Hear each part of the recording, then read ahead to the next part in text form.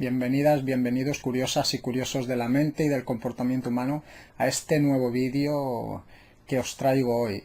Es una situación triste, muy seria, de enormes dimensiones y que básicamente lo que voy a tratar es de transmitiros cuáles son los primeros auxilios psicológicos que se deben dar en situaciones de desastre y catástrofes naturales, tanto si es la propia naturaleza la que los ha llevado a cabo, como es en el caso del terremoto en México que ha habido recientemente, o los huracanes de Irma y Katia del Caribe y Estados Unidos, como la situación como cuando estos desastres o catástrofes son intencionados y provocados por la mano del hombre, como está sucediendo actualmente en Galicia,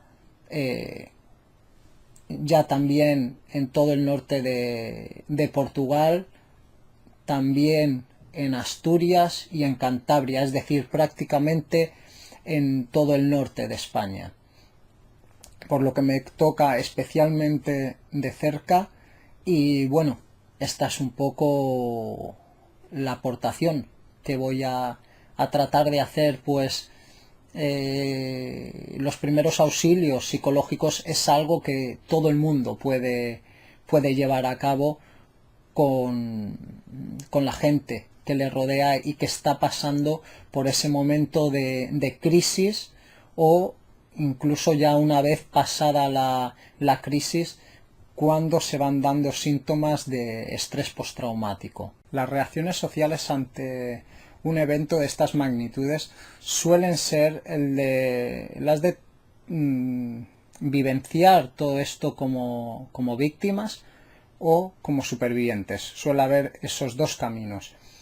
El que lo vivencia como víctima, digamos que la persona se siente indefensa, se siente bloqueada, siente que no puede hacer nada para superar la situación que se está dando y se siente en una posición de indefensión frente al futuro. Sin embargo, el que se considera como superviviente considera el dolor que se está dando en esa situación, pero eso no le impide verse con capacidad para abordar los problemas del momento y para reconstruir a futuro su vida. Aquí también destacaría a esas personas que, digamos, tienen una fachada de superviviente, pero que en realidad es un comportamiento que llevan a cabo desde el ego, desde el orgullo o desde la propia negación de los problemas y de sus propias emociones y sentimientos. Entonces estas personas sí son personas que van a sufrir también esos síntomas del estrés. Atención primaria o primeros auxilios psicológicos.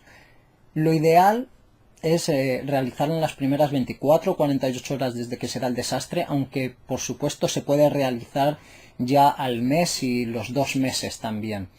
Y lo que se busca es ese primer contacto con la persona para que se sienta apoyada y identificar cuáles pueden ser sus necesidades, y valorar si la persona puede necesitar lo que es ya una atención secundaria, que sería ya una atención más formal, una atención profesional, una atención que está en la que los objetivos ya están enfocados en disminuir o reducir los síntomas negativos que está sufriendo la persona, y en acompañar y superar el proceso de duelo que es tan común en el caso de catástrofes naturales. Así pues, la atención primaria la puede llevar a cabo cualquier persona, no tiene que ser profesional, y se lleva a cabo en una o dos sesiones. Sí que es bueno luego realizar un seguimiento a la persona. ¿Cuáles son las reacciones más comunes? En esta fase de shock, las reacciones emocionales que pueden aparecer son las de tristeza, rabia, llanto, incredulidad, negación, incluso culpabilidad también, aunque la culpabilidad también aparece más adelante. En cuanto a las reacciones cognitivas, embotamiento emocional y deterioro en la capacidad de concentración y memoria, con afectación a la capacidad de toma de decisiones.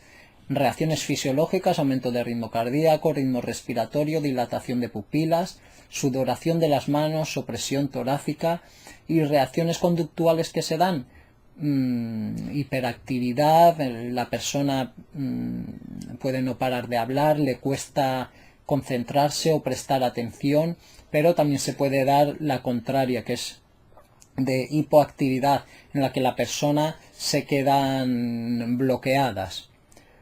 Cuando se dan reacciones más graves en las que ya queda comprometido el juicio de realidad, es decir, la persona llega a decir cosas sin sentido, tiene dificultades para razonar, intenta salir corriendo o huir del sitio, o se dan disociaciones, pérdidas de memoria, cambios bruscos de personalidad, incluso en los casos más graves deseos de quitarse la vida, por quitarse la vida. En estos casos, digamos que en cuanto los detectásemos este tipo de síntomas desde la atención primaria, habría que buscar una atención más formal, más profesional, que es la atención secundaria. El primer paso que hay que dar en atención, en los primeros auxilios psicológicos, en la atención primaria.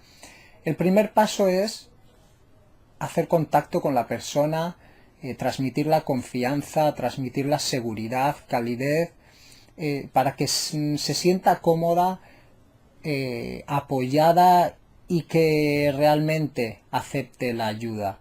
Para esto, la persona que se ofrece a dar estos primeros auxilios psicológicos, por supuesto, debe ser dueño de sus emociones, debe permanecer en un estado sereno, estable. Si no es así, simplemente lo que tendría que hacer es buscar a otra persona que sea capaz de realizar esto, a otra persona que se encuentre con el ánimo estable, porque ya os digo que capaces de realizar esto es capaz todo el mundo. Lo que pasa que hay personas que a nivel emocional se pueden sentir más afectados y otros encontrarse más estables, ¿no? Entonces es ese un poco el ejercicio que tenemos que hacer de valorar si nos vemos capaces o no en ese sentido. En un primer momento decir si venimos de alguna asociación, decir quiénes somos, de dónde venimos, si no simplemente dar nuestro nombre, transmitir nuestro deseo de ayuda, y segundo, pedir permiso, que esto es algo que muchas veces se nos suele pasar, y es pedir permiso para apoyar a esas personas. Es decir, las personas que pasan por estos momentos muchas veces no quieren ayuda, bien como parte del síntoma, de negación del problema, o porque realmente se encuentran en un estado de excitación muy alto, muy irritados, enfadados. Entonces hay que darles su espacio y simplemente aceptar que no quieren la ayuda en ese momento, agradecerles por su atención y recordarles que la ayuda está ahí disponible, que la pueden encontrar en ti o en otras personas para el momento en que lo deseen.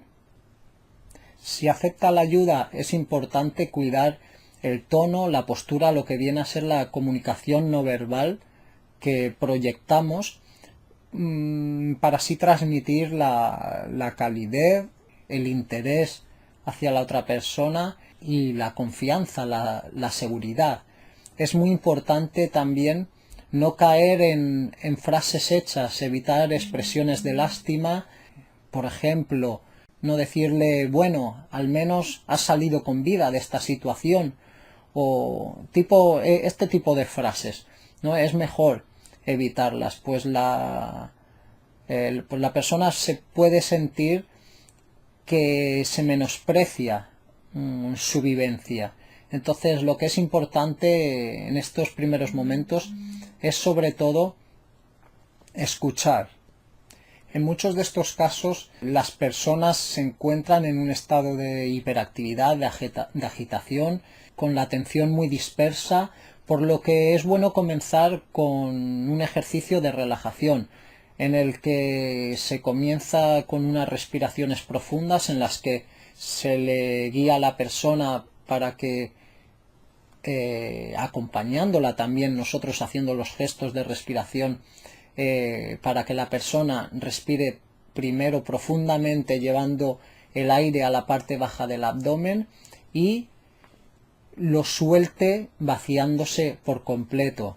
Tras estas respiraciones profundas se busca el dar con su respiración natural, con una respiración más rítmica, más pausada, con la respiración que, digamos, natural de la persona, y acompañarla en ese proceso, en esa guía. Se puede, a su vez, hacer un ejercicio de tensión-distensión de los músculos que tiene que ver con la relajación progresiva de Jacobson y que consiste básicamente, y haciéndolo de forma muy resumida, en según se respira se tensan los músculos de las piernas y al expirar se sueltan, se relajan los músculos de las piernas. Se hace lo mismo con el abdomen, lo mismo con los brazos, lo mismo con el cuello y los hombros y finalmente con la cara. Punto número 2. Preguntar a la persona lo que le pasó. Esto tiene que ver con interesarse por sus emociones, por la situación que ha vivido, por qué es lo que está pensando. Y aquí es donde me refería que hay que evitar esos comentarios de lástima, esos comentarios en el que dramaticemos nosotros más la situación, o comentarios del tipo todo pasa por algo, o como decía antes, de bueno, al menos estás vivo, o lo importante es que estás vivo. Son comentarios que, como os dije antes, la persona se los puede tomar como un menosprecio a su vivencia, por lo que es muy importante y recalco esta parte. Así pues, para explorar las emociones y pensamientos se pueden hacer preguntas como ¿qué pensaste en ese momento? ¿Qué hiciste? ¿Qué piensas que va a pasar a partir de ahora? Y todo esto es útil para, aparte de que la persona se sienta escuchada y atendida y apoyada, para que poco a poco le ayude a ir organizando ese caos mental a nivel de caos mental y caos emocional que se produce, ¿no? Entonces la expresión de todo esto ya ayuda a ir reorganizando todo eso. 3. Evaluar la gravedad. Es decir, si al realizarle estas preguntas acerca de qué pasó en esos momentos, de cómo, de en qué pensó, de cómo va a abordar el futuro, de cómo se siente en este momento, detectamos, digamos, síntomas de los que antes mencioné que puedan ser graves, es bueno derivar a la persona a una atención secundaria. Punto 4. Explorar los recursos, tanto sean recursos personales que tengan que ver con sus propias habilidades, como familiares para pasar la noche en casa de la familia si fuese necesario, o apoyarse en programas de apoyo en cuanto a los recursos que tienen que ver más con el gobierno. Se trata de explorar esos recursos, de identificar cuáles son las necesidades de la persona. Entonces, para ello basta con realizar la pregunta de qué necesita esa esa persona y si hay algo en lo que se la pueda ayudar. Aquí pueden tratarse cosas como acompañarla en ciertos momentos difíciles o buscar otras personas que la puedan ayudar, otros profesionales, o si necesita medicamentos, ayudarles en ese sentido también. 5. Plan de acción. Muy importante delimitar qué es lo que se va a hacer a continuación. Establecer metas a corto plazo para las próximas 24-48 horas y también establecer metas a largo plazo para las próximas semanas y meses. Es muy importante esto para que la persona vaya rebajando ese nivel de incertidumbre que es muchas veces lo que crea grandes dosis de ansiedad y lo que le lleva a las personas a sentir la indefensión y terminan bloqueados, ¿no? Entonces todo esto ayuda a reorganizar sus recursos para enfrentar la situación. 6. El seguimiento es muy importante y cobra especial sentido en los casos en que los síntomas son graves, en los casos en los que la persona carece de recursos, tanto internos como externos, por ejemplo, porque no tenga familia. En estos casos es importante realizar un seguimiento más cercano para así ir realizando los reajustes que sean necesarios en ese plan de acción previamente establecido. Se recomienda que los padres estén cercanos a ellos, que los acompañen, que les expliquen qué es lo que está pasando, qué es lo que están viviendo, que les expliquen que esos síntomas que está sufriendo son algo normal en estas situaciones extraordinarias. Y para ello suele ser de mucha ayuda los juegos, que el niño comunique con juegos, y por ejemplo el dibujo suele ser una herramienta muy eficaz para que el niño exprese emociones y sentimientos y así poder manejar más esta situación con ellos y ayudarles a contenerse un poquito más, pero también a canalizar todo eso que sienten. Nada, hasta aquí, espero que os sirva de ayuda, que lo podáis aplicar dada la situación tan grave que se está dando ahora mismo, y me despido. Mucha fuerza a todo el norte de España, a Portugal, que son los que lo estáis viviendo ahora mismo. Como decía al principio, es un vídeo que sirve para todo lo que tenga que ver con catástrofes, desastres naturales y con esas situaciones de emergencia que requieren de unos primeros auxilios psicológicos. Sin más, me despido, un fuerte abrazo y nos vemos pronto en el próximo vídeo.